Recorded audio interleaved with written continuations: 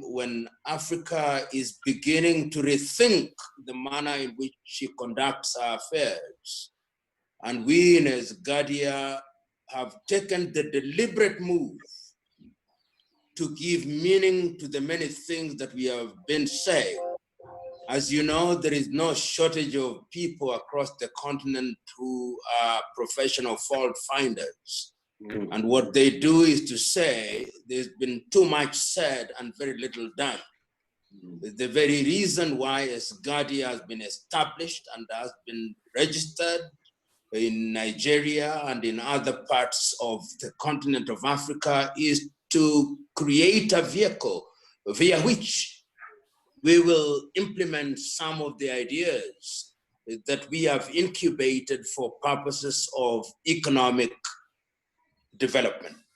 We are acutely aware that we are merely playing our role. We do not pretend for 1 minute that we have a magic bullet, but yet we hold the view that we can make major contributions and catalyze processes.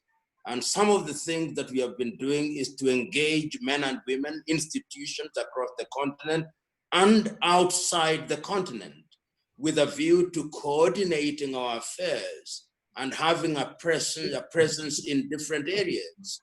The critical areas of energy, for example, you will be aware that Africa has a deficit of energy. Nigeria, for example, has no more than 5,000 installed megawatts. And you cannot, in my view, begin to talk about industrialization when you don't have an energy base.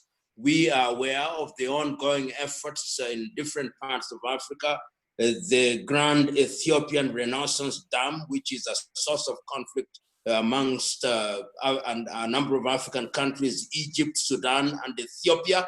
But if it comes into fruition, and it is going to come into fruition, will generate 10,000 megawatts of power. And you go to the Grand Inga Dam, in which, as Mazi Opina will tell you, we have tried to get involved, will generate beyond 40,000 megawatts of power. And we are not talking about, we have not talked about solar power. We are not talking about geothermal, which can be generated in the Rift Valley area. And in the specific area of the extractive industry, which I think is going to be a very critical area in the conversation this evening, you and me know that Africa has been famous, and if you may, infamous, for exporting raw material. You look at uranium, for example, which the French are taking for a song in the Sahelian region, in Niger, in Burkina Faso, in Central African Republic. We do nothing with it. They take it as raw as it is. Look at diamond in Sierra Leone or in Liberia, and many other minerals. You go to gold in Ghana or in Nigeria or in Botswana or in Namibia, or you go to coltan and other minerals in the Democratic Republic of Congo. We know that we now ought to engage in value addition. So what we are doing and what we intend to do this evening is to allow Professor Vincent Chinedu to enrich our conversation and to enrich it in a very practical way, so that the ideas we gather and collate during this conversation will help to inform our strategic engagement with governments and private sector. In a similar manner, Engineer Umar Abubakar will also be bringing on board some of the very practical ideas that we want, because I think that COVID-19 has, for the first time in our lifetimes, provided us with an opportunity to search our souls and to ask ourselves what it is that we can do going forward in order to industrialize. And we can only do so from the basis of science and knowledge. And that is why we think men and women such as yourselves, who have demonstrable intellectual firepower and experience, are going to be very critical in our engagements going forward. So this is not just your typical seminar, which will end with your presentation, but we expect to engage with you beyond today. So thank you very much. I invite you to share your thoughts and wisdom with us, and we will be listening attentively in order to be educated and enriched. Thank you very much. Maziobina, you can take over. Yes, I will now call on the co-host, Ms. Bola Adesuyi, for a preliminary remark. Bola Adesuyi. Thank you, Maziobina. Distinguished leaders, speakers, and guests, members of ESGADIA, good afternoon, good evening, Yeah. and I bid you good morning from Atlanta, Georgia, Professor Anibogo's longtime home. It's good to see you once again. It is my thank you. It is my distinct pleasure to also welcome you to this conference. The focus today is metals, the resource base of nations' economic development, the new focus for Africa, of course organized by ESGADIA. The African continent possesses significant reserves of metals, the use of which has widely increased with growth in technology. In fact, practically every object produced through technology requires the input of metals in one form or the other. Minerals are said to be the lifeblood of economies. In fact, industrial metals are strongly tied to the economic growth in BRIC countries such as India and China. The use of metals has become inevitable. Currently, metals are among some of the highest priced commodities, and the long-term outlook for this sector remains very strong. So how does Africa, richly endowed with significant reserves, become equipped technologically and financially to become a significant producer? How do we stem the tide of profits flowing to foreign corporations or the elite few in African nations instead of the people of Africa? We must put an end to the pattern of Africa's abundant resources yielding limited benefits to Africa and Africans. Certainly, we have the need to examine Africa's current positioning in the metals sector and devise executable strategies for positioning her to become a forerunner. ESGADIA aims to provide new thinking and awaken our collective consciousness. Well, a dialogue concerning a new focus on metals as a resource base for Africa's economic development begins today. And it's a pleasure to have two subject matter experts to speak and enlighten us on these subjects. It is my pleasure to be a part of this conference. Thank you. Over to you, Mazi. Yes, I now invite the speaker, Professor Anibogo, Professor Vincent Chinedum Anibogo. Thank you so much, Mazi. And I first want to appreciate Professor Lumumba, whose voice is echoing across Africa and calling and trying to revive our conscience. We appreciate you. I still remember when you came to speak to our graduates in Nairobi. I don't know if you recall that. And it was such an enriching experience when the students of the Institute of National Transformation, Kenya, we graduated the second set. I want to appreciate the co-chair, Ms. Bola, in my city, Atlanta. I miss you people. Oh. We miss you equally. We miss you as well. Come see us soon. But I'm now an African. As am I. As am I always. I want to appreciate my co-speaker, Engineer Umar Abubakar Hassan. I'm glad that he's a practicing miner so that he can also, anywhere, whatever I leave out, engineer, your job is to fill the gaps now. So professionally, I'm an analytical chemist, and I've done research mostly in environmental analysis, which of course includes analysis of heavy metals using spectrochemical analysis, chromatography, and what have you. But just as Prof said, in this season, Africans must become more interested in just your specific field. This is time to grow in knowledge. This is time to integrate knowledge and be able to make informed decisions about our future. We are not doing well on the global chessboard. They are outplaying us. We don't know how to integrate information so that we can take decisions that will preserve our children, their future. We are too much driven by what I call stomach infrastructure. Anyway, let me move on and focus on metal. Please, Mazi, allow me to share my slide because it's not allowing me. I want to welcome everyone. I see some of our leaders that have joined from US and Nigeria. You're welcome on board. When you're ready for me to share, let me know. What am I supposed to do? I don't know.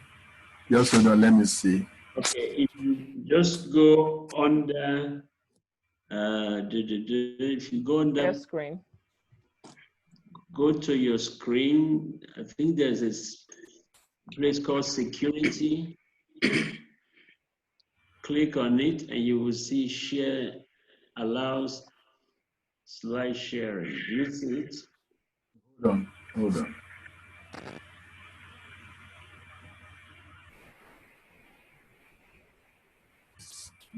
Or if you go to participants and Okay. click on. Hold on. Screen sharing. Screen share, okay? Activate it.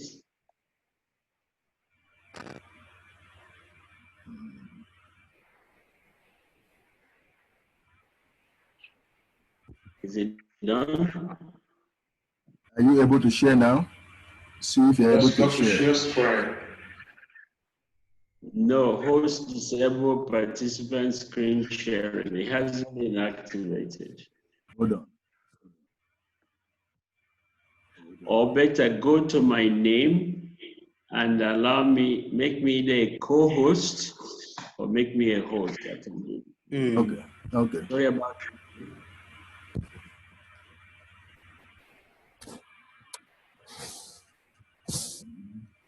if you make me a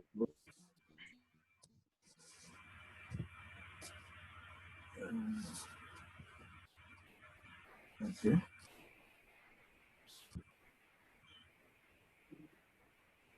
Security, under security, right? Hold on. Yeah. share screen. Share screen, okay. Okay. Fantastic. Okay, great. All right, thank you again. I have a slide I've prepared. I'm gonna go through it very fast.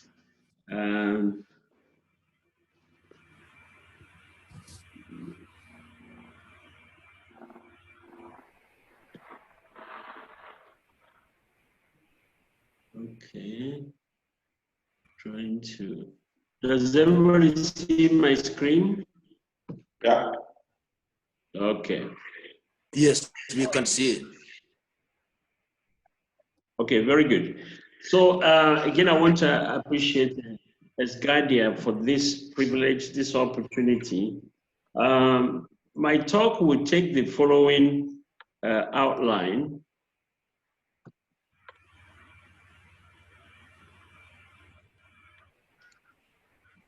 I will begin by, of course, discussing the obvious, the significance of mining sector in Africa.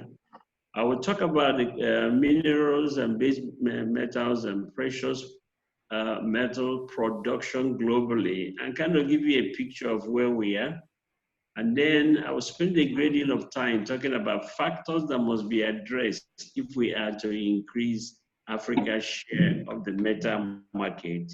And then I will offer my conclusion. So let's look at there's no doubt that Africa harbors the world's largest mineral reserves of platinum, gold, diamonds, chromite, manganese, and vanadium.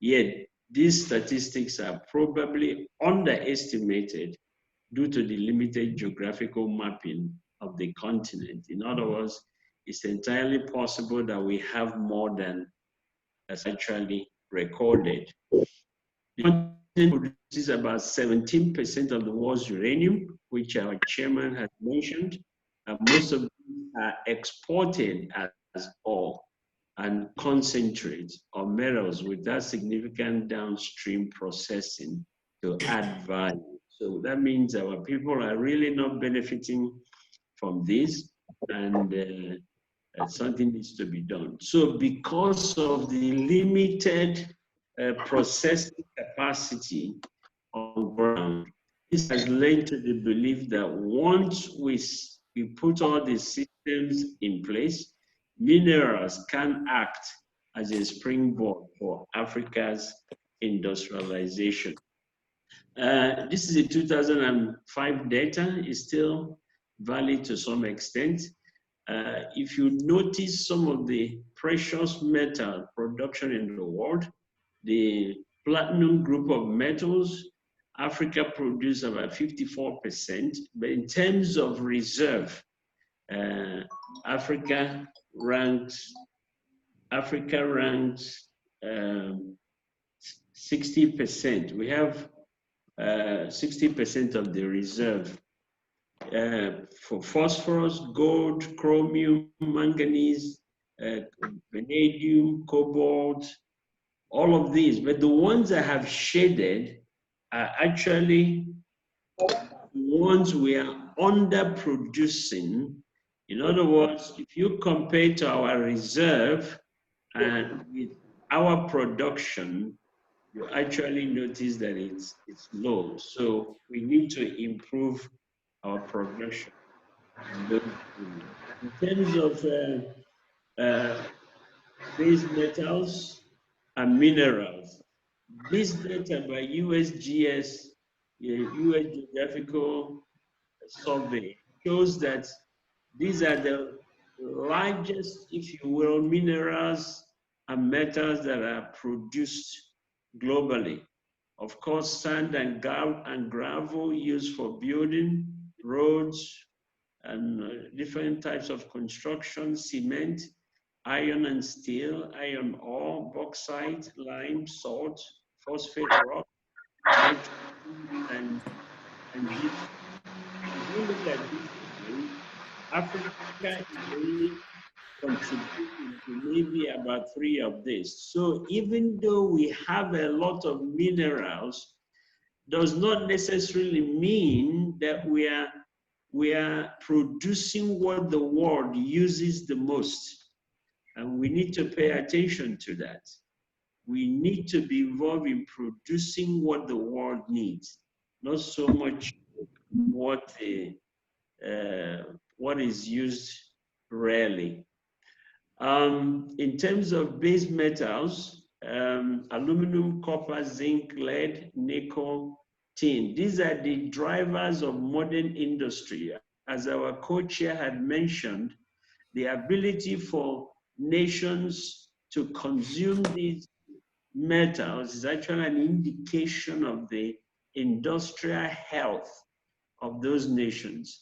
And they again look at Africa's contribution to these very top 6 consumed base metals. You can only see that we're only making impact in 2 out of the 6 top base metals. We're not contributing much to zinc, lead, nickel, and tin.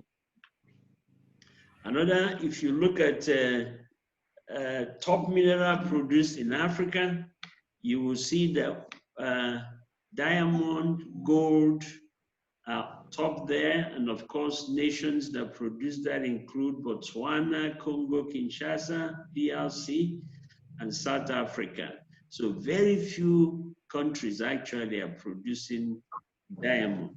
In terms of gold, really only South Africa, Ghana, and Tanzania are involved in significant gold production. But if you look at our contribution to global production in diamond and gold, you see that it's quite significant. But beyond that, look at our contribution to global production for other metals, uranium, aluminum, steel. You see that it's significantly very low. So those are the areas that effort should be made to increase productivity. Others include copper, platinum and palladium as catalysts. They are used in both car and manufacturing industries. Again, South Africa produces almost exclusively palladium and platinum. As you can see, even coal production is very, very low, very low. So effort must be made not just to increase our productivity, but especially in those areas that the world has put high demand on. I put some data here. This is the top 10 mineral-rich countries in Africa. Botswana, you've already seen it. If I rank them before in terms of minerals, but I'm ranking them here in terms of course, our tops in diamond and copper, Republic of South Africa. But if you notice in terms of metal production in Africa, South Africa tops, not just Africa, but the world. They're number one in producing chromium, manganese, platinum, vanadium, and so on and so forth. I wondered why other African nations have not put effort, because many a time these elements are actually present in the byproduct of extraction of the other minerals. These are just some of the examples. Tanzania gold, global ranking number 4. Namibia uranium, about 46%. So Namibia and Niger and the DRC combined produce the highest amount of uranium in Africa. Of course, Zambia is known for copper. 65 to 77% of copper deposits in Africa is found in Zambia. Of course, Guinea is known for bauxite, for the production of aluminum oxide as well as aluminum. 95% of African bauxite deposits is found in Niger Republic. I've talked about, in Guinea, in the country of Guinea, Niger, and I've mentioned its contribution towards uranium production. Now, this is really where I want to spend time. What must we do to improve the production of metal in Africa? I ran into a very, very useful report by United Nations Economic and Social Council, and they made a very excellent recommendation as to how to improve the extractive industry in Africa. And that report says, let me begin with mining during the colonial era. In the colonial era, mining was used to develop the countries and is still being used to develop the Western nations with no attention to sustainable development of the sector. And this has not changed much in the post-colonial era, although the benefits of mining to national economies are evident.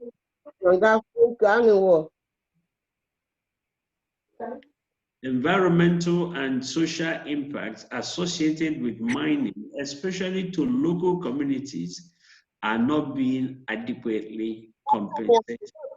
That's all, Jim. Now, these concerns have led to mining sector reforms of the 1980s and 1990s under the auspices of the World Bank and the International Monetary Fund. And these reforms did not ameliorate the situation, as they are primarily aimed at attracting foreign direct investment. In other words, the reforms are more geared towards helping investors than actually helping the nations.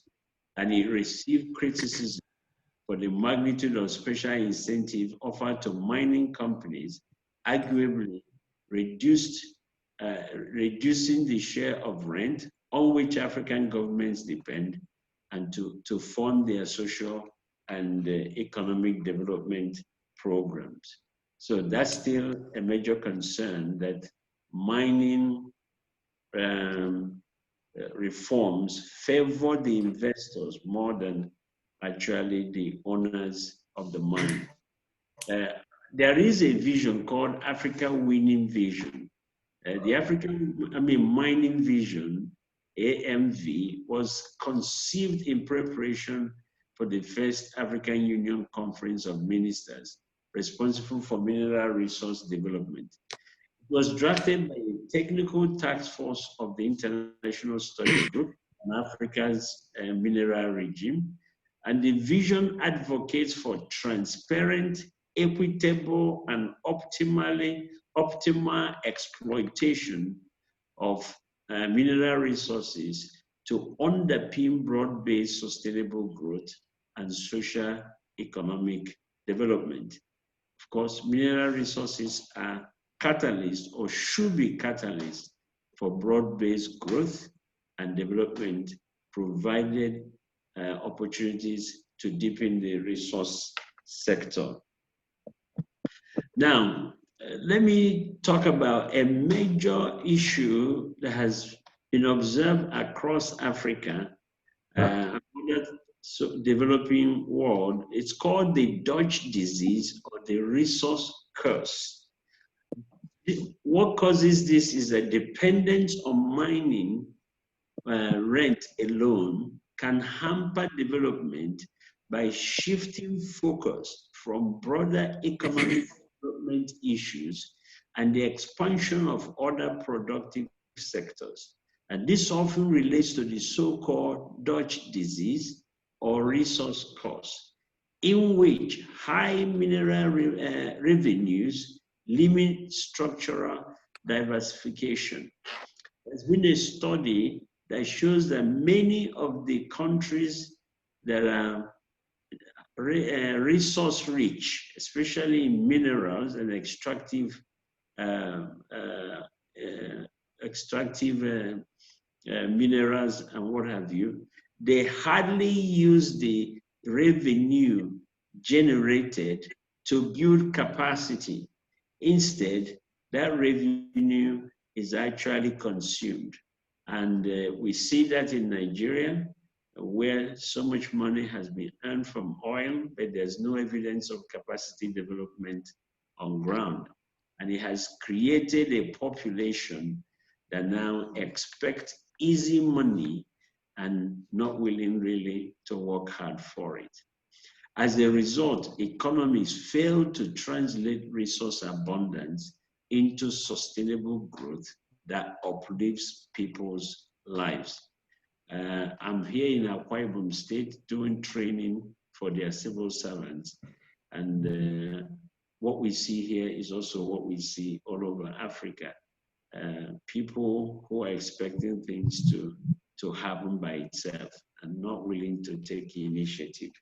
So, but ideally, when properly used, when properly deployed, mining should support the development of spin-off sectors that supply mining companies with a range of inputs, such as the development of byproducts from oil, the petrochemical industry, but it's not happening. Now, global increase in the intensity of metal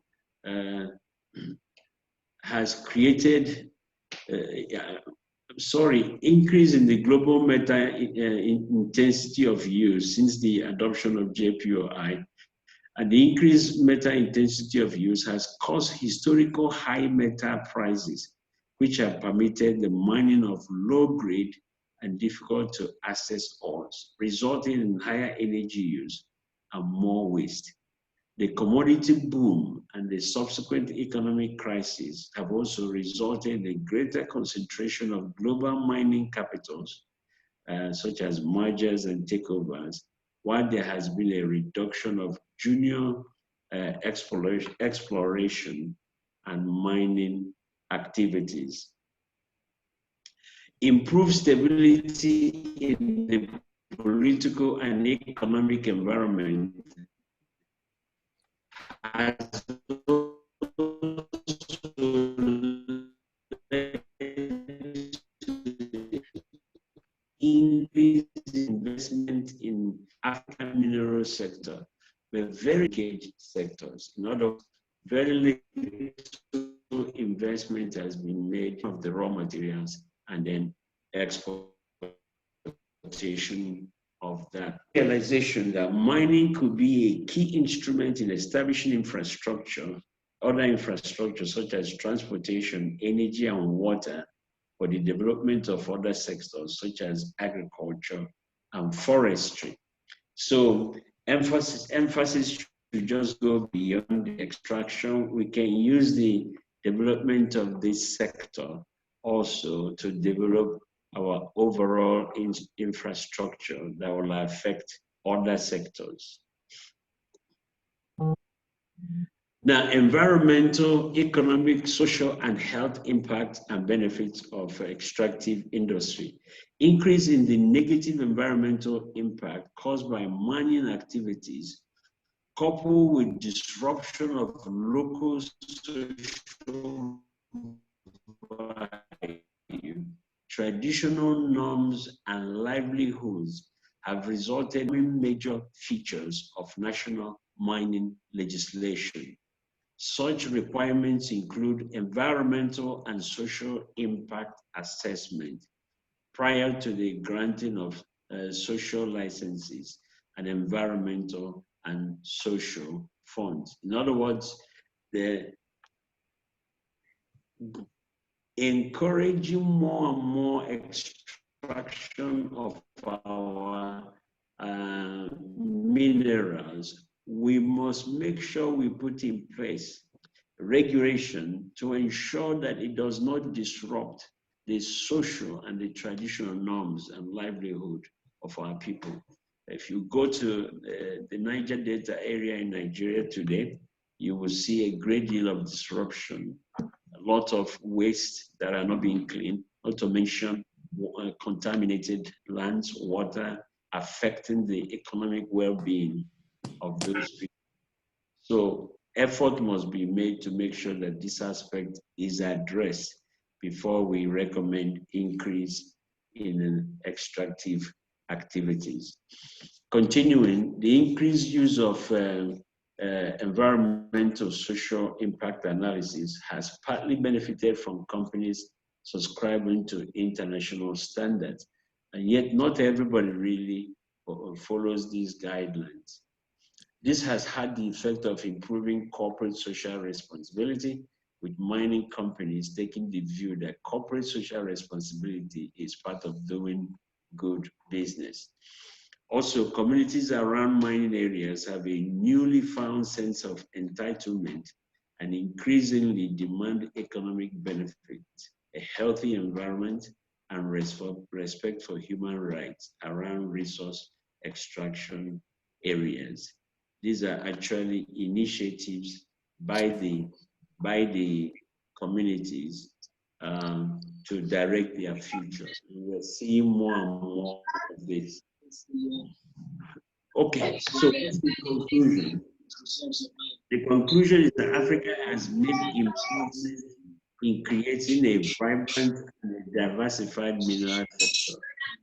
However, these improvements have not been sufficient to secure a sustainable sector that is socially and economically integrated into the long-term development aspirations of our people.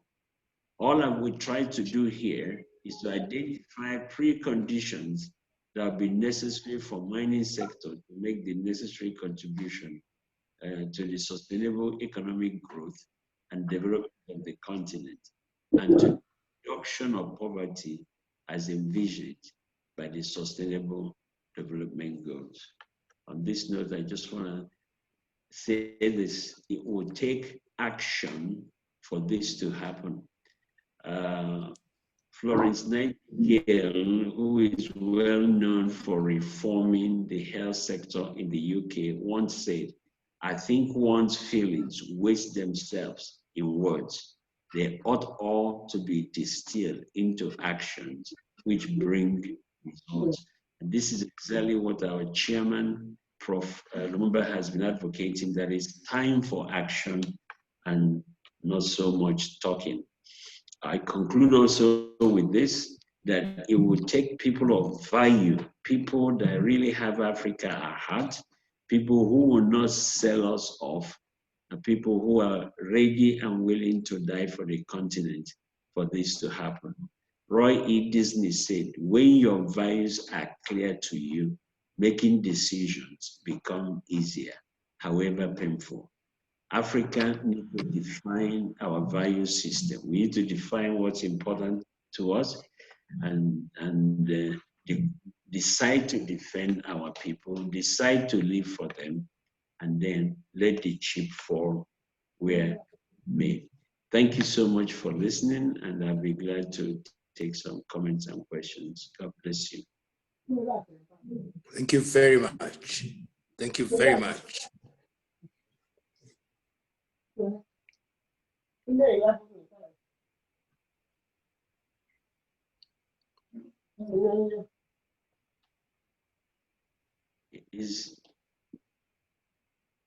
I hand over to you, Mr. Mazi. Mazi, I think you ought to take charge to usher in engineer.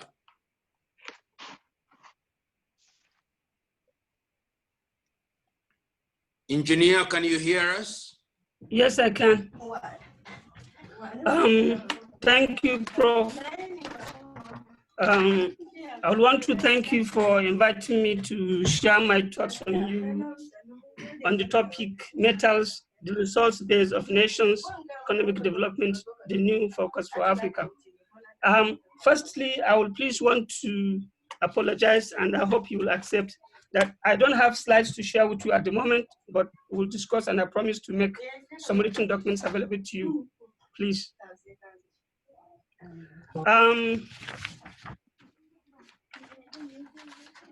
First and foremost, also, I should thank Professor Vincent for a wonderful presentation, and for also making elaborate explanations on the issues discussed under discussion, most especially Africa's contributions to mineral production. Our topic, the basic line is metals.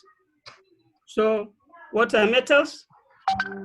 Metals are essentially materials that exhibit lustrous appearances when fractured, polished, and can conduct heat and electricity. They are also, in addition, mostly very ductile or malleable. Metals may be chemical elements such as iron or alloy, and are very useful in our day-to-day activities. The applications of metals can be found mostly in the construction industries, particularly when you're talking about iron and steel.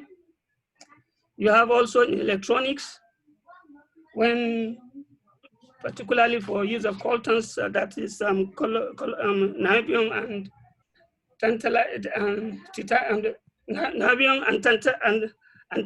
tantalum in the manufacture of phones, TVs, and a host of others, and also in medicine environment for manufacture of equipment, as well as surgery parts.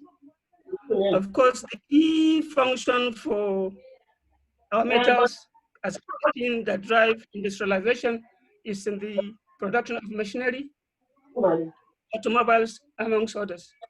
And you would agree with me that without metals, that most of these equipments that are manufactured for use in industrialization would not have been very possible at all. And then, of course, to top it all, the gold, silver, and platinum group metals that Professor Vincent talked about are very, very essential and are used in jewelry and decoratives. Of course, not forgetting security. Metals are key to the production of security armaments, amongst others. So metals generally are classified into basically three groups. We have the metallic non-ferrous metals, in which are considered to contain iron. And you have the non-ferrous metals, basically the base metals, the zinc, lead, copper, nickel, amongst others. And of course, the precious metals, gold, silver, and the platinum group metals made of platinum, palladium, rhodium, osmium, ruthenium, and iridium. These metals are generally extracted from minerals, the bulk of which, as I said, Professor Vincent had mentioned, and Africa is highly endowed of these mineral resources. The continent has been producing these mineral resources and supplying to the global economy.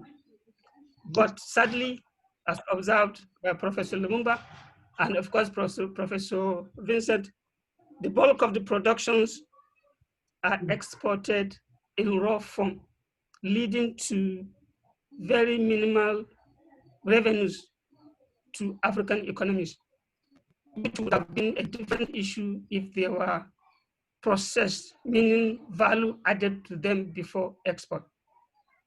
And it's a very good development that the African Mining Vision, which Professor Vincent mentioned, and the collaborations of our heads of state that led to the development of that vision,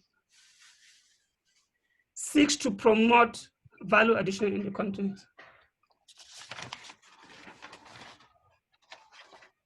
So this is the way that we should go. To give us an example or elaborate these issues of what Africa really sends to the world, I will just share some thoughts with us. If you take bauxite, which is the source or the material from which aluminum is produced. Ladies and gentlemen, you know aluminum is very useful material. It's a lightweight metal that is used generally in the construction industry, in the aviation industry, when produced as a special alloy that can withstand so much stress and corrosion in particular.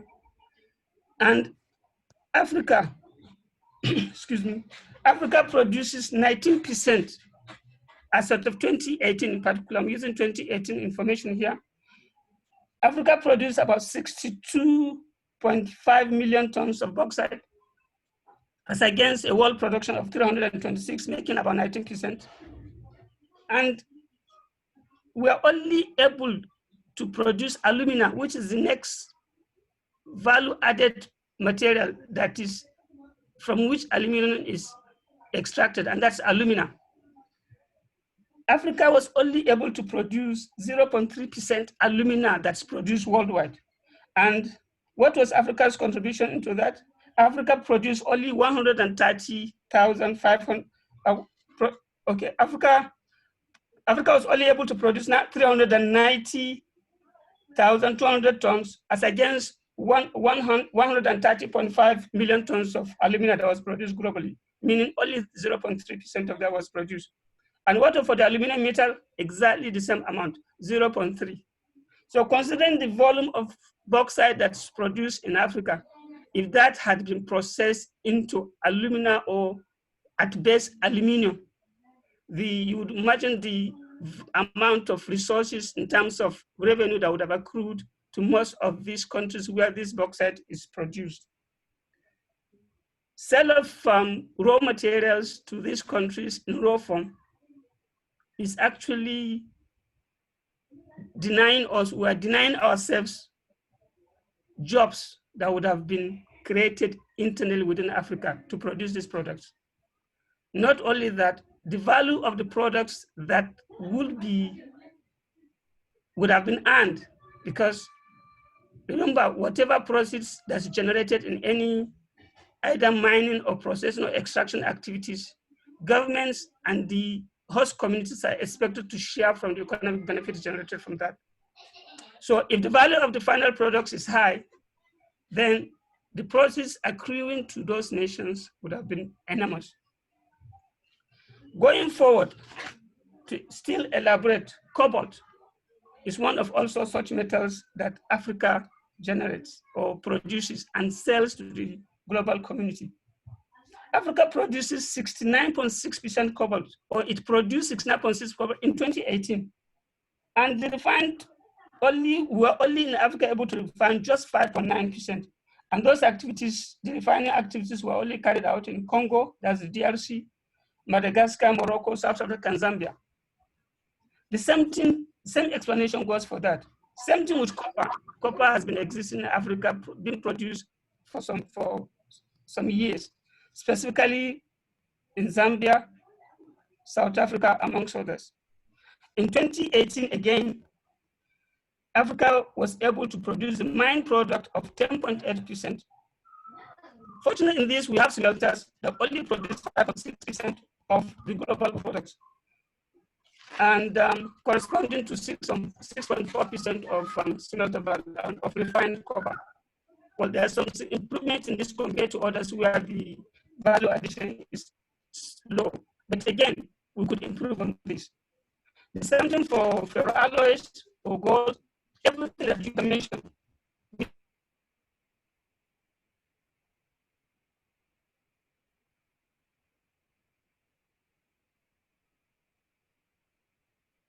We have those resources. If we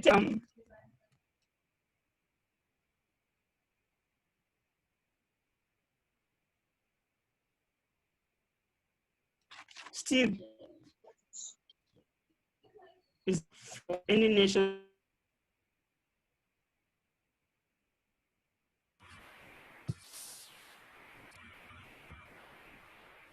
in the fabrication of steel and roads, dams, amongst others. Africa was able to produce 31.6% of global iron ore production in 2018. But what is our peak iron production out of that? Only 0.9%, as well as the steel production, also about 0.9%. Meaning that steel production in Africa, which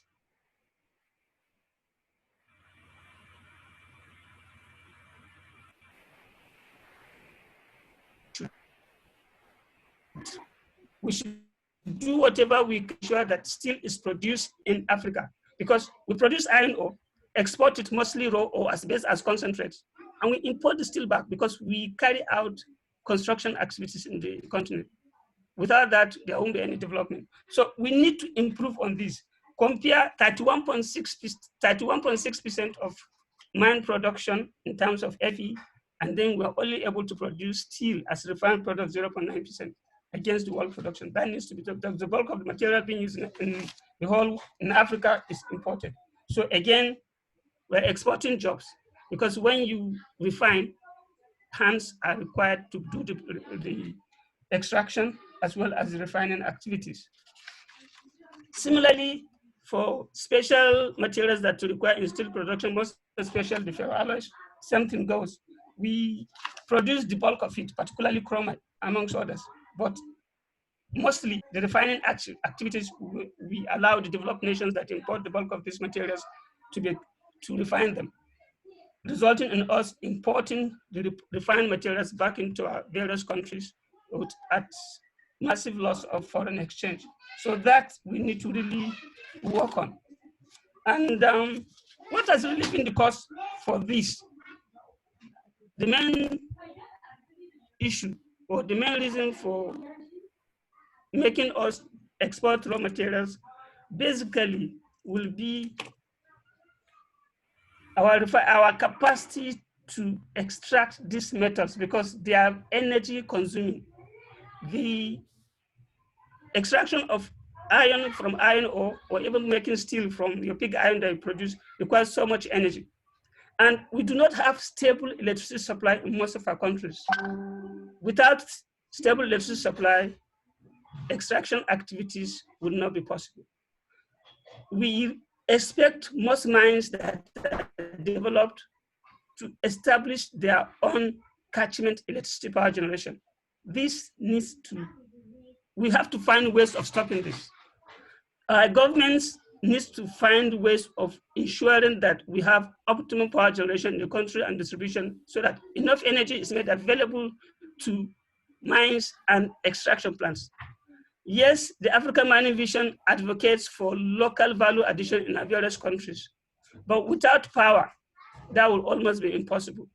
And if we are to establish extraction plants in our various countries, the additional costs required to establish power plants to support those activities will make those economic activities unprofitable, and no business venture will be established without a profit.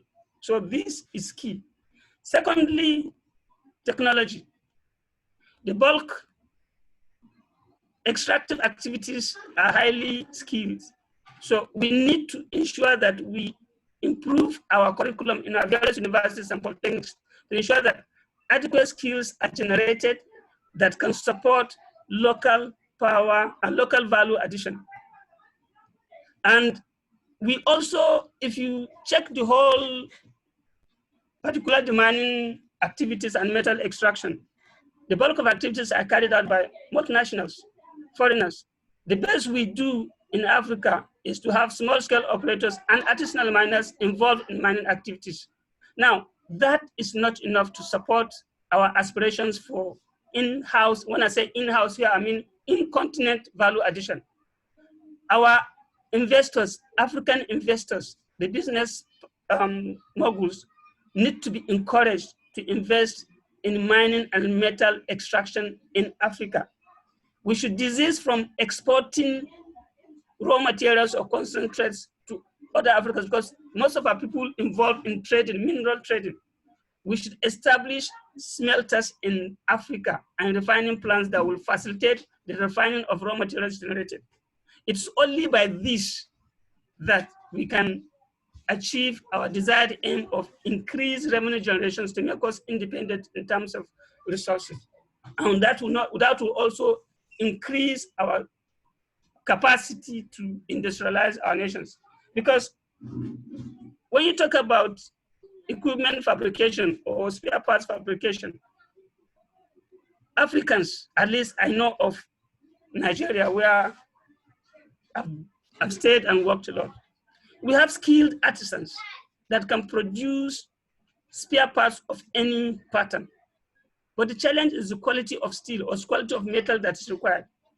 If the quality of metal is not of the right specification, of right standard that can sustain the service conditions, then whatever spare part that is produced will not last. And that is the bane. So we need to produce these metals that we require to produce these needed spare parts so that industrialization can be encouraged. Because once we're able to produce the metals of right quality, all the necessary engine blocks amongst a host of others can be produced. And this is what I hope this organization can promote to ensure that investors or businessmen of African origin come back home to invest their resources. Thank you for giving me the opportunity to share my thoughts with you.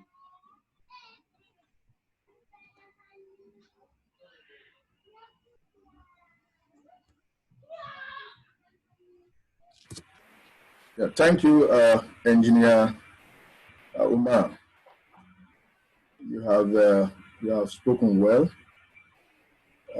In effect, there is no way, like our chairman has said, there's no way Africa will be industrialized if we undermine the import of power, of electricity.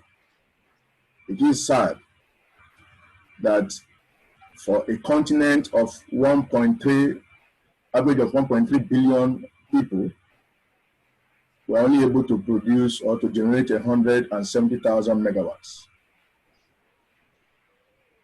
And it is not right, and it cannot be right, that will continue, leaders in Africa continue to do things, to see things in the way they are seeing it. Africa leaders must see power, see electricity generation as the base rock for every investment to strive, for every nation to grow and develop. We cannot grow our GDP in the absence of electricity. So I want to thank you for your input. I will now hand over to Ms. Adesui Bola. I'll hand over to you. I think the next will be taking questions. But Ms. Adesui, please. Thank you very much, Mazi Obina. And thank you, Professor Aniborgu and Engineer Umar, for that very enlightening, those very enlightening presentations. We certainly have learned a lot, and we do know that there's a lot we need to take into consideration as we seek to develop our capacity in Africa for producing, for being producers and not just exporters. At this time, I'd like to invite the audience. If anyone has any questions, please indicate any questions you may have, and we'll give you a chance to unmute and ask the questions. Any questions from the audience at this time? You could indicate by using your reaction button or simply a wave of hands, because I'm viewing everyone on the screen right now. And while we await questions, does somebody have a question? Good. All right. Okay. Let me unmute him. Okay. All right. Mrs. Sibeko.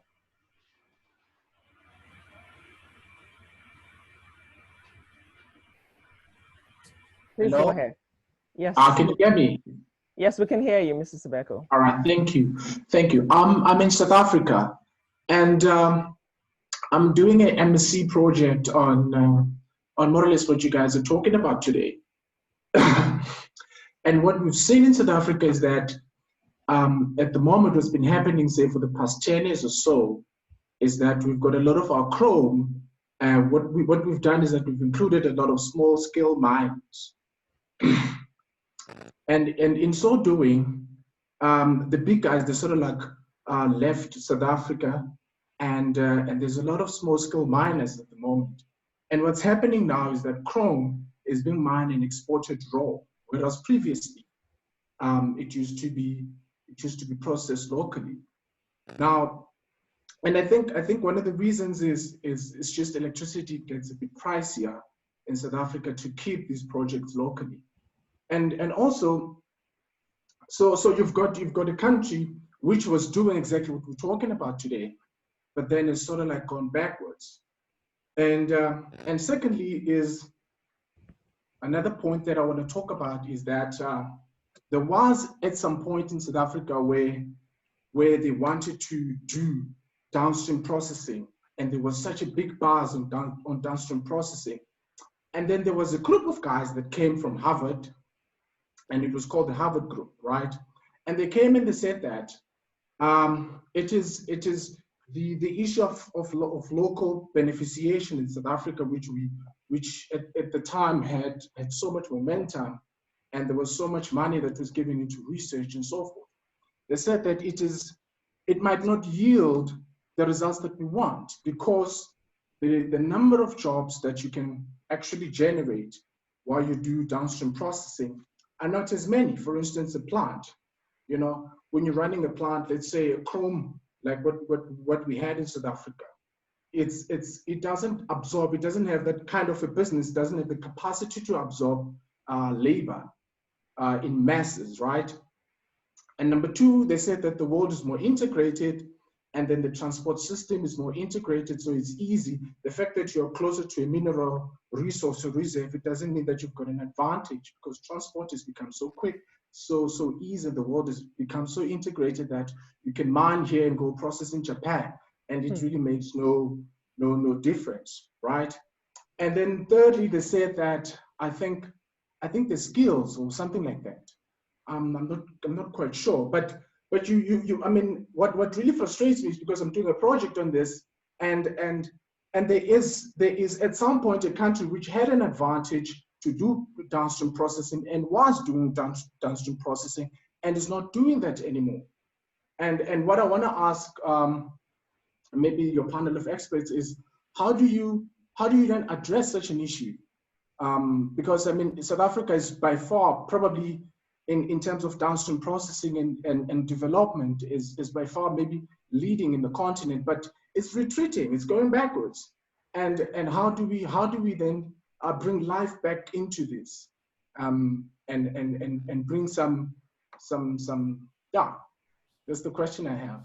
Hopefully. Thank you very much, Mr. Subeko. I'm going to give both of you, Professor Anibogo and Engineer Umar, I'll give you an opportunity to each address that from different perspectives. So Professor Anibogo, if you wouldn't mind going first. Thank you so much for that question. You know, when I started, I said something.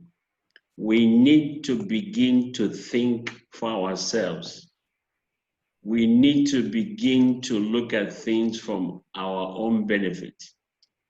Nobody will ever convince me that by downstreaming, processing my raw materials, even if it doesn't create many jobs, at least I'm producing something that I can sell at 10 to 15, 20, 50% higher value. So I'm increasing my profitability.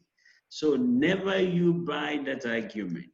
It's simply designed to discourage us and make us forever dependent.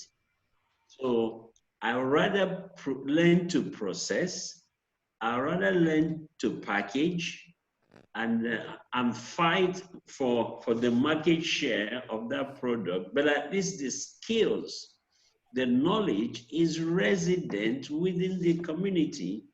Not to do so is to make yourself dependent on another. And policy can change tomorrow, whereby they don't need your product anymore. So what do you do? Thank you, Professor. Engineer Umar? Yes, thank you, my sister. Prof has just hit the nail on the head. Because take the issue of this COVID-19, when borders were closed and products, nobody was moving anywhere. So if you do not have those products, if you cannot produce them, and you really require those products, you are in problem. So production, in-house production, nothing beats it. Unless if there are challenges and you cannot help. Yes, your observation that South Africa in Africa is the leading value addition center, no doubt about that at all. And the statistics, the results have shown that. But the challenges South Africa is facing now is still on that power generation. Because I remember the last mining in Daba, I think, yes, 2020 mining in Daba before the lockdown. The issue you are thinking of establishing an independent electric power supply to augment your current power generation. So you are also facing power generation challenges in South Africa. So the value addition challenges is actually attributed to or attributable to your decline in power generation. Because remember, your population is increasing. You haven't increased your power generation for so many years. So mines, if I remember, it was a topical issue during mining in Daba, that mines were thinking of establishing an additional body to generate more power for their mining activities and value addition. So the idea of saying that products can be transported, that's now a transportation has been easy, you can move your product at ease to any location. I don't think I can buy that idea. Professor Vincent told you, and I would support that notion, that whatever you produce and you add value, the products that has been process will generate more revenues to increase your profitability against you selling your raw commodities. But the bottom line, and what people are not telling you, is that the bulk of the people trying to sell their products, they're selling to their parent companies because they already have established processing plants in some other countries. So they have to keep those plants going. So if you say they should establish processing plants in other places, then they will say, how will they get the raw materials to feed into their existing processing plants? That is the argument. But going forward, I would advise that any new contracts that are going to be signed between multinationals and any African nation should find a way of, because existing contracts, honestly, or agreements should be respected. But new ones coming up, we should encourage and ensure that value is added in Africa. But the bottom line is power generation is key. If we cannot guarantee supply of power generation, we cannot ask miners to do value addition in Africa. We must ensure that we generate sufficient power to support value addition. Thank you. Thank you very much for responding to that. So once again, we realize that the perspective is influenced by interests. Prior, the World Bank encouraged Africa to export, so we're seen as a source of raw materials to develop other continents and other nations. And so the efforts continue. Yes, Africa must be wise, we must develop skills, and we must not just listen to what they tell us. We must look inwards and determine what's best for us as Africans. Mrs. Sibeko, you had another comment? Yeah, I've got, I just wanted, there was another part of my question which was not addressed, but the thing is, what I asked initially was about small scale miners, because with multinational corporations is that they can afford to build a plant locally next to the mine and build a plant and do downstream processing. They can do that because they've got the capacity to do that, they've got the financial leverage to do that.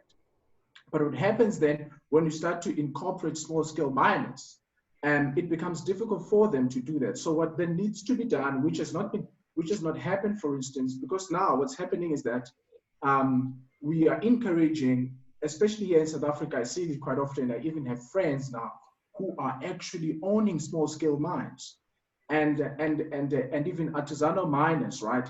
But these guys, they're the ones who are actually who are sending raw materials out, as opposed to these big multinational corporations. And it's also seen, the same thing also happens in Botswana. In Botswana, De Beers was actually cutting and polishing diamonds locally in Botswana. And as soon as they brought in a lot of small-scale miners locally, these guys were not playing by the rules, and a lot of them were actually exporting, and they were gaining much more in so doing. So how do we then sort of like build that? Because we do want small-scale miners to participate in mining, but then we also want to downstream process our raw materials locally. So how do we then incorporate that into the equation? Professor Mara, it seemed you wanted to. Yes. The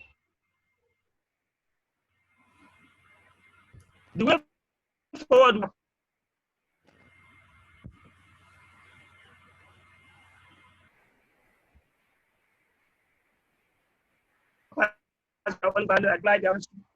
Because that is the only way. Yes, it's the only way we can guarantee that raw materials that they are producing can be processed locally. And you shouldn't think that every small-scale miner should establish a plant. The other way is that if there's another existing plant in South Africa or anywhere or any country, is to encourage those concentrates to be supplied to that plant. As long as value addition is done in the country, it doesn't have to be by every mine. Because if no single mine might be able to produce enough feedstock for his processing plant. So you should encourage aggregation of various products into processing plants. Thank you. Mrs. Sibeko, does that seem feasible based on your knowledge? Are there policies in place to assist that and resources to encourage them to do so? I think it must be more legislative, in my opinion, because there is no for instance, we've got laws that govern mining in South Africa, and they're very strict, and they know what they want, and they're quite direct and they're sharp.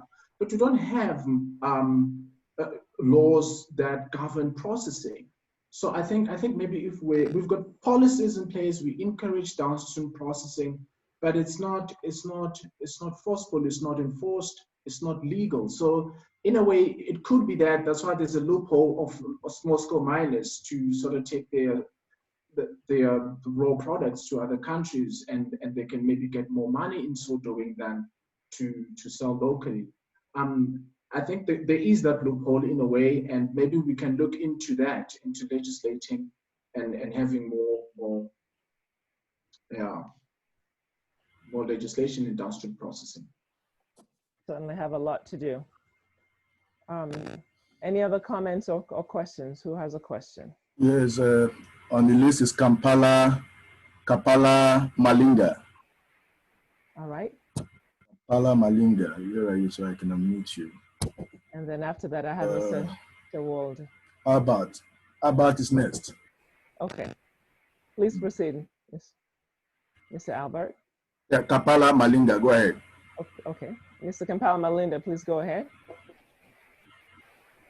Do you unmute so that we can hear you? All right.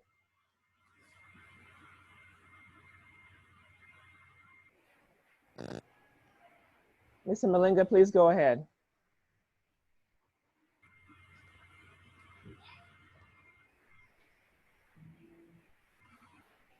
All right. It appears we may be having some audio issues. So we'll move on. Move next to Albert. Yes. Yes. Okay. It's 5:23 p.m. here in Nigeria. So I would greet everybody. Good evening. Great men and women, board of directors, chairman, and everyone here present. I'm going to come from a different direction. I've carefully listened to Prof and the other speakers, so I'm going to come from a different direction. Okay. Now, we all know Africa is richly endowed. It's no new thing. We all know about all those things, that we need to have processing plants and all that. It's no new thing. We've talked about those things over and over, but there's no change. So I think we need to do something in a different way, in a different style, than just we keep talking, and there is no change. I love what Professor Vincent talked about some moments ago. He said, we have to think of ourselves, how this thing is going to profit us. Let's forget about the West. Let's forget about other people. Now, why did I say I want to come in a different way? Now, mining, for example, it's capital intensive. We all know it's capital intensive to get your equipment, to get a processing plant, to do the actual work. You require a lot of money. It's not something you just wake up and say because you have this mineral in your backyard or in your local government or in your village, so you want to go mine. It doesn't work like that. And in Africa, there's something I've discovered in Africa. We don't work as a team. We don't have this mind to work together. We don't have this mind to fine-tune ideas of how individuals can come together to start up something, to do something together. Because at the end of the day, you will have one or two persons who wants to, steal the idea and go behind you to execute it. And because that man doesn't have the blueprint, the original blueprint, he might steal the idea and go do it behind you, and he will still end up failing in that project. So if we come together, if you look at the big conglomerates around the world, there's no one big conglomerate that is owned by one man. These are different individuals coming together and say, okay, I have this mineral, for example, or I have this mineral in this location.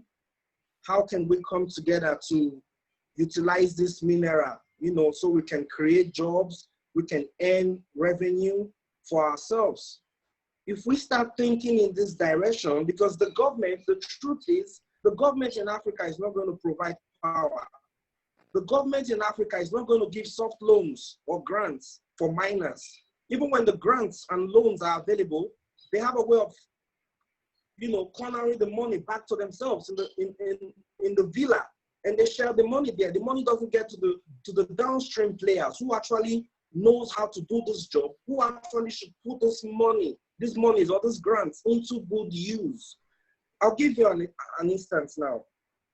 We have a conference coming up in November, I think, and there are some subcommittees that are being set up.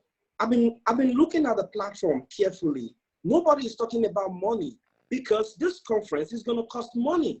I expect that it's not something we should shy away from and say, no, if you talk about money now, they will say people have come, they want to collect our money. No, if the conference is going to be successful, we need to drop money. We need to bring money. That's just the truth. If, for example, ESGADIA has 10,000 active members around Africa, and each of those 10,000 members are able to contribute $42. If you check $42 by 10,000 people, it's little. But when you add it up, you're talking about 420,000 US dollars. And in Nigeria, that's maybe about 200 million naira in Nigeria.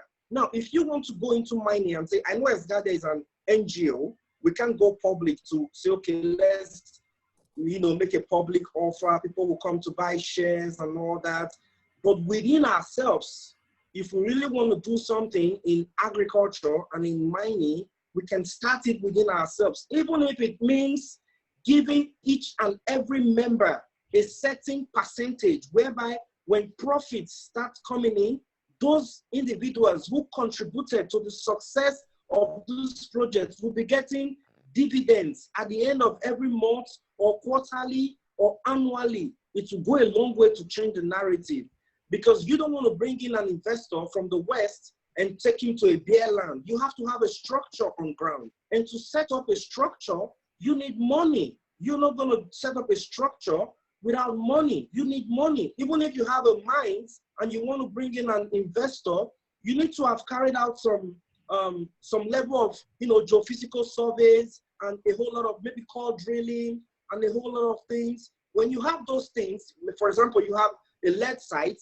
and you've done your geophysics and you have the estimated reserve of that mine, and the estimated reserve is worth over $5 billion, it's very easy for you with those documents to attract foreign investments. How can Nigeria, for example, we have lead ore sites scattered all over the country, but we've never produced a car battery in Nigeria. We have lithium sites, we don't produce lithium batteries. As I speak with you, Elon Musk, the owner of Tesla, is going into battery productions for electric vehicles very soon. Where is he going to get the raw materials from? I bet you over 60% of the raw materials is going to come from Africa. It's going to come from Africa. So I think we need to use a different approach. We need to come together and use a different approach whereby we can jointly do something big together in Africa for Africa. And I think this is going to be one of the way forward. This is just my own little contribution. Thank you, Mr. Albert. We certainly hear you. So essentially, you're advocating that through ESGADIA, that members play a role via a for-profit arm, so to speak. So I'm going to put that to our esteemed chairman to, first of all, speak to that, the feasibility of ESGADIA playing such a role, and as well Mazi Obinna. And of course, we'll invite Professor. And thank you very much. First of all, let me say how enriched I am by the presentations by Professor and Engineer and the interventions that have been made. They have served to do two things. One, to enrich and to educate us on certain areas that we were very green about.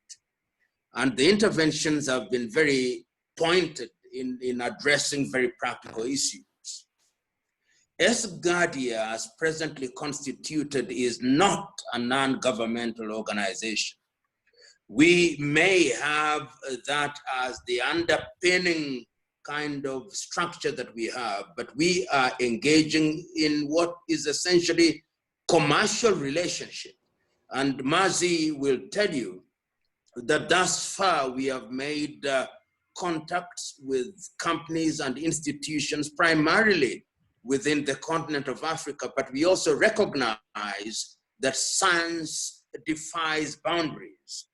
But even when we engage with companies and research institutions and institutes outside of the continent of Africa, we are very clear in our minds that we want to use knowledge for the purpose of value addition in Africa.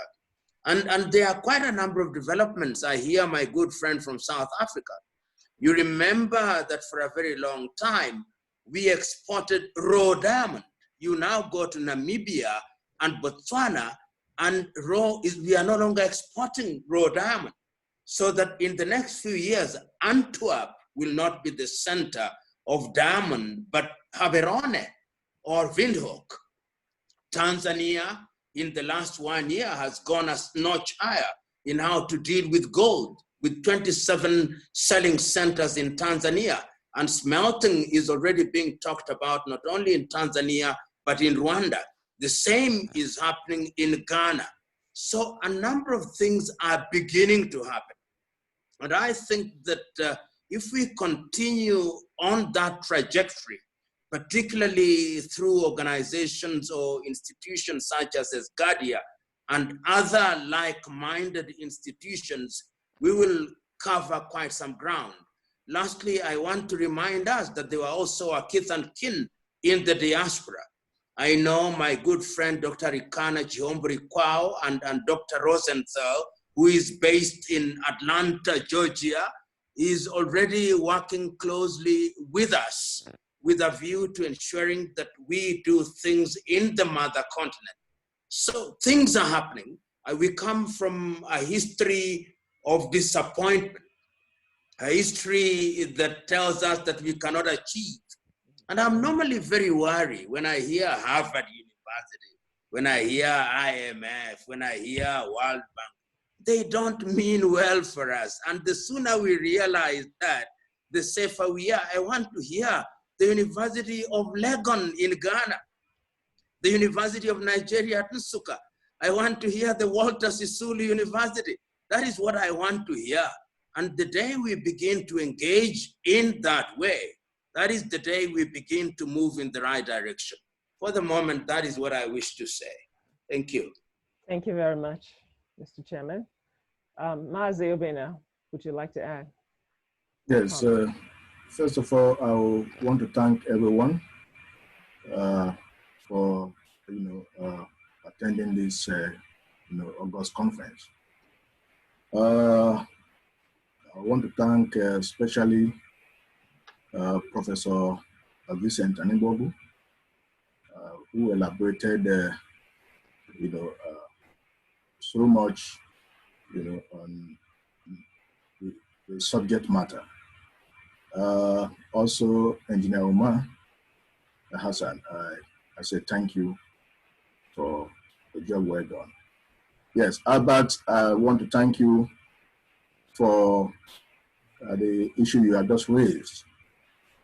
It is true that as Africans, we need to really come together.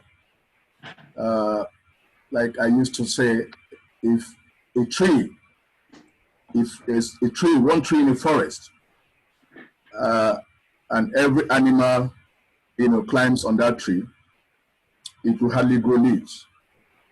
We need to come together to be able to move Africa from where she really is.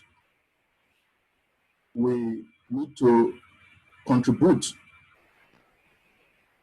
financially, to be able to drive home these projects. It is sad that our GDP is just $2 trillion,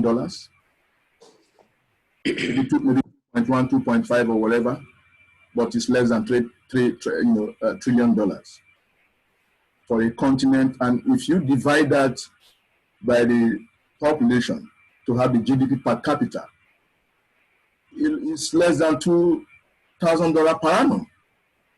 This is not acceptable. We can't continue to live this way, and this explains why our young generation keep jetting out of Africa, as though Africa has become a concentration camp. No, it is not. The pasture is greener here in Africa. We must find a way to re-educate our youth, okay? To re-educate our youth on the reason why they should stay. So if we are going to do that, if we are talking, we're just talking, they will ask, what have you done on ground? They need to see us doing something on ground to be able to convince them to say, look, they have every reason to stay here and build Africa. And this also brings me to the issue of power that we talked about. As ESGADIA, we need to fashion out a way and look at their new technologies, because we don't need, since the government has failed us over time, we need to see how we can power our own industrial hubs, like we have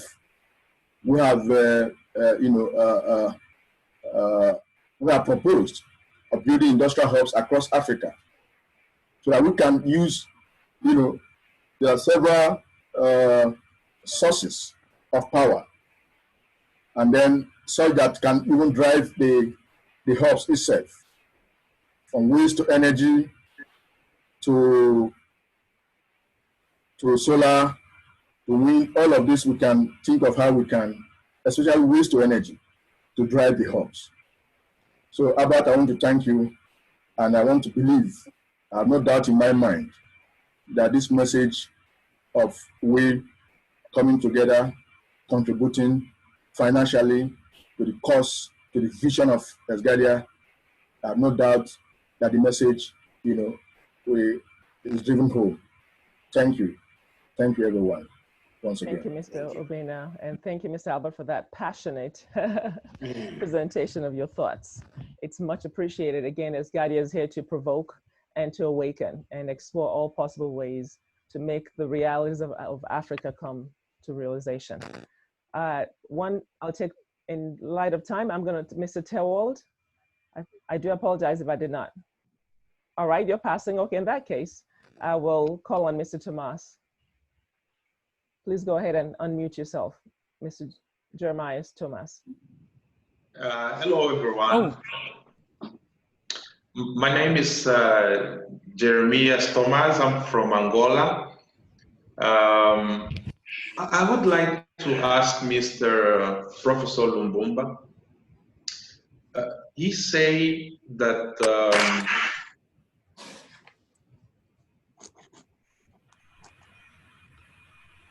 we should be educated, or we should educate ourselves. My question is that how is possible to be educated if the government for all across Africa, you go to Angola University, or you go to Nigeria University, or to Kenya University, we have a lot of problems. The way that we educate ourselves. So how is possible? I would like to know what we can do to be very well educated so that we can solve our own problems, because I strongly believe that we all know what our problems are. But the question is what we can do to solve our problems. And I would like to ask Mr. Professor Lumbumba. Thank you. Thank you very much. Let me say that we have had our problems, but let me also tell you that the process of education is ongoing. You may or may not know that in the area of petroleum, in which Sonangol has been in the forefront of Africa, Sonangol is now working with the government of Uganda so that they can share experiences. And the Ugandan government has chosen to work with Sonangol because they don't think Total of France is doing a good job. And I think that is a good development. So that in future, we are going to share experiences within the continent. I hear you when you say that there has been a problem, and indeed there is still a problem.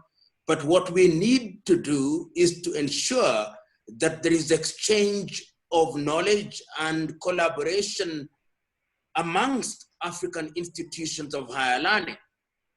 If you look, for example, at certain universities in South Africa, which have long been in certain areas, in this area of that we are talking about, you will discover that they have sufficient expertise which they can transfer to other countries.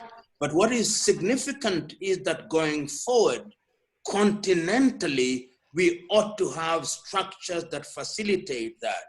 And the Africa Continental Free Trade Area, which ought to have commenced activities in the month of July in Accra, in this month of July, it has now been postponed to next year. But that is, I think, an initiative that will allow us to transfer knowledge. I know that one of the problems that we have in the continent, for example, you in Angola, many of your universities will be instructing people in Portuguese. And in many African countries, they will be English, and in others, French, and in others, Arabic.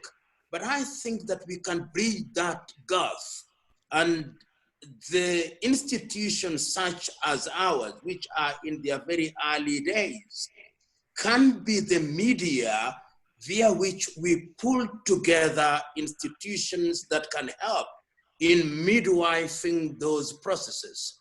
So I hear you that there is difficulty for the moment. I hear you that we have not performed well in the past. I hear you that there is need to be concerned, but we ought to look to the future and the possibilities that the future present. And I think that this conversation is coming at a time when Africa is beginning to be more inward looking, courtesy of the experience that we have had during COVID, when the world is becoming a little unfriendly to ideas from outside. And I conclude by telling you this. Look recently in the area that is unrelated, in the area of COVID-19. The Malagasy Institute of Advanced Technology came up with COVID organic as a possible cure for COVID-19. A few African countries embraced it, Tanzania, Equatorial Guinea, Guinea-Bissau.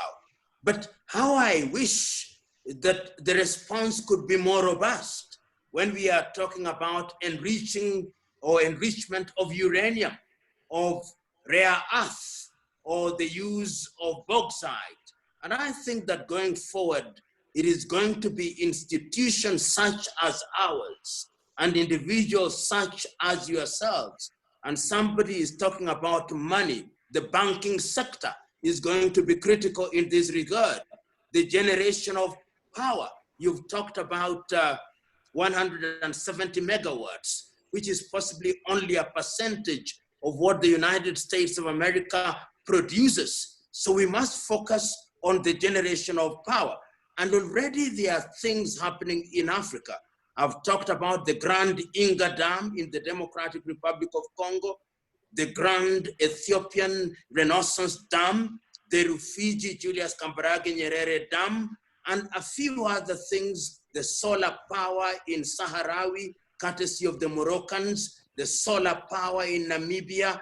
There are many things that are gas, natural gas. Nigeria is now going into natural gas. Mozambique into natural gas.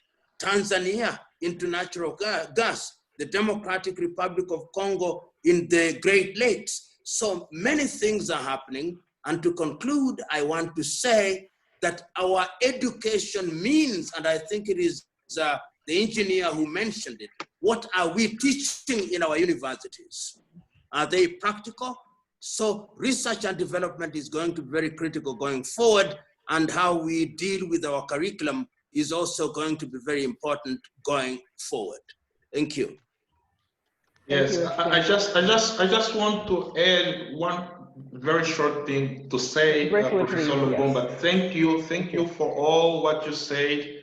But in the meantime, I would like also to add and say that what you said about Sonangol, that is another problem, Professor.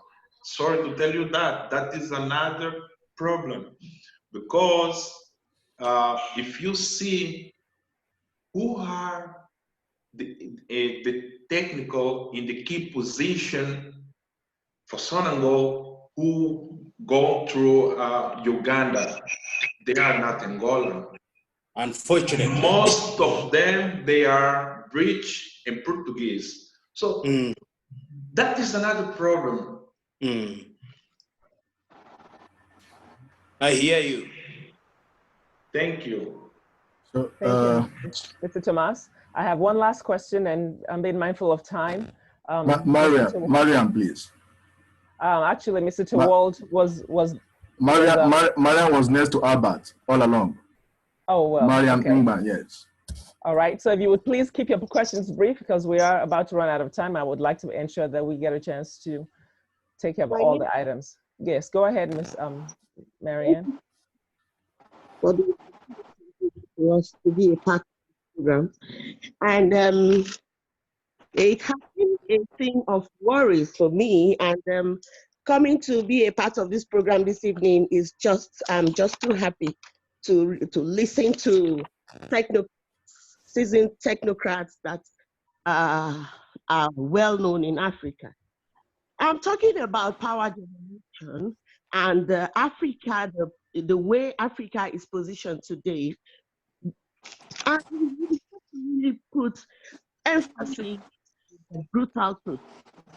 Brutal truth for me, that Africa has become so vulnerable to a point where we understand that most of the big countries that could have do not have the wherewithal to stand on their own financially.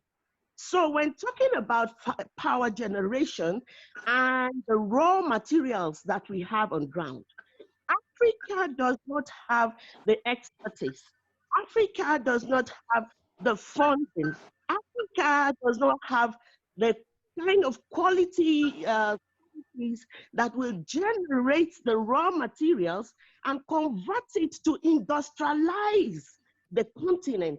And so it has to look out to begin to draw in funds from who inject monies into these countries, and these monies don't really get into the real purpose for which the monies were taken. The agreement for collecting those monies are questionable because at the end of the day, the production sharing contract is done in such a way that Africa is left with crumbs.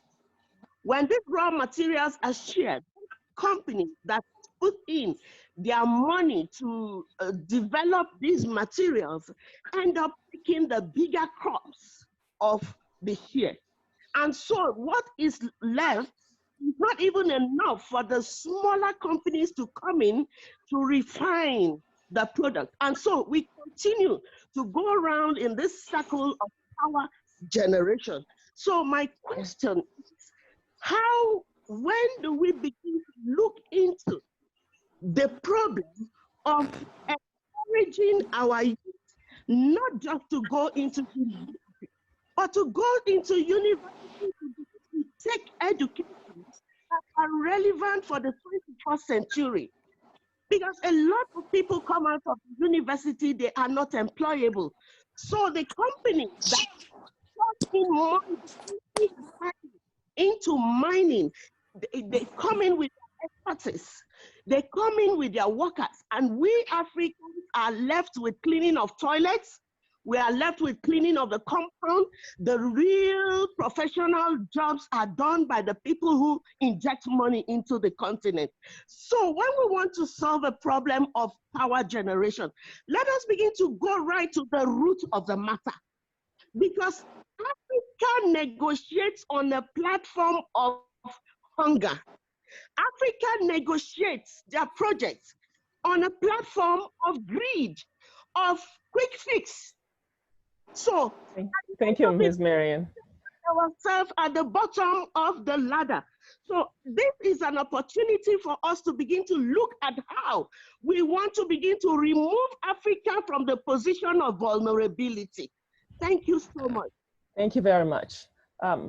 Engineer Umar, I believe you touched on some of the subjects that relate to the question she's asking. So I would ask you to please reiterate those points and address any specific questions that she had. Please, Engineer Umar. Yes, thank you.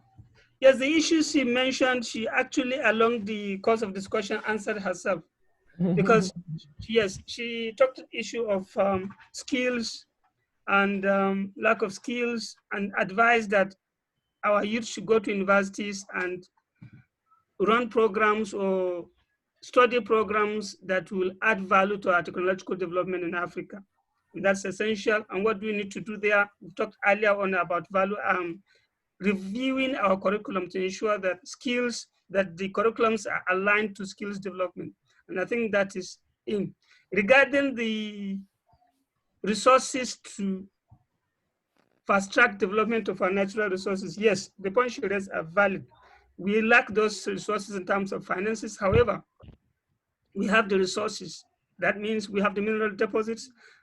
Our jobs is to ensure that we seek for investors that will come and partner with us. But the point she also raised that our leadership must be transparent, patriotic, and we should not be self-centered, because truly some agreements that are signed by governments with some of these multinationals are a little bit not true, but I'm happy that at least there are some developments, and all those agreements are being reviewed, and I think there will be improvements. That's what I think I need to say to that. Thank you.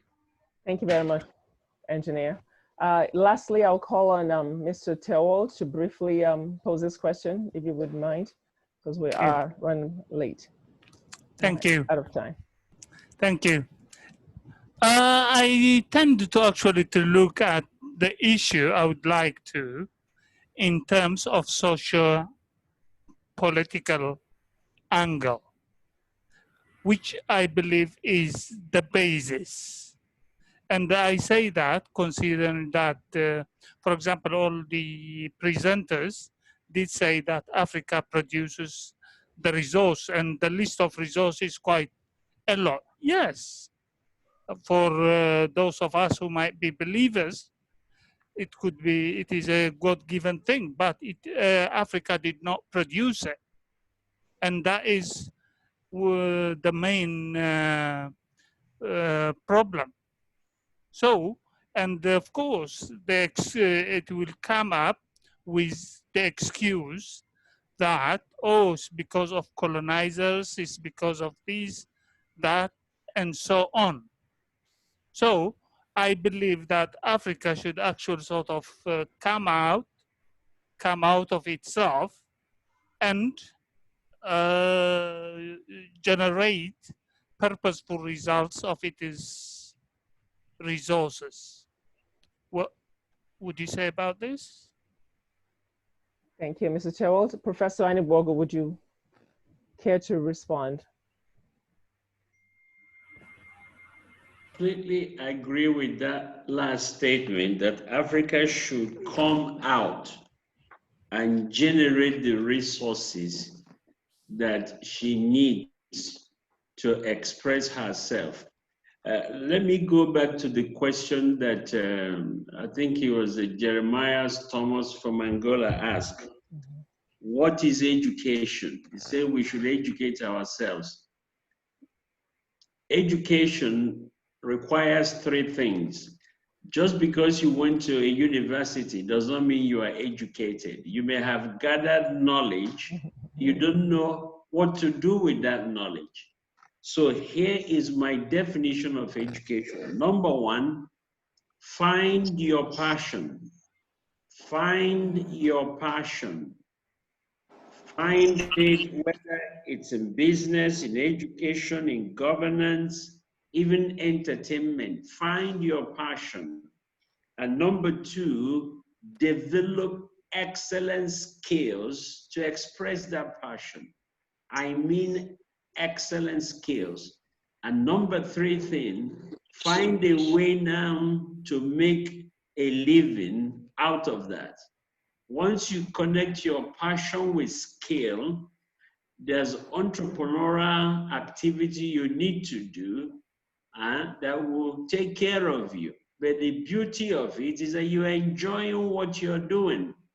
Now, let me say this last thing. For Africa to emerge, I really believe that the COVID is resetting everything, and it's an opportunity for Africa to redefine herself and shake ourselves off whatever label and whatever shackles, whether psychologically or otherwise, are put around us. So in conclusion, when I say develop yourself beyond finding your passion, beyond developing skills, number one, this is the season we must become intellectually matured, understanding, knowing how to build systems, know how to build processes.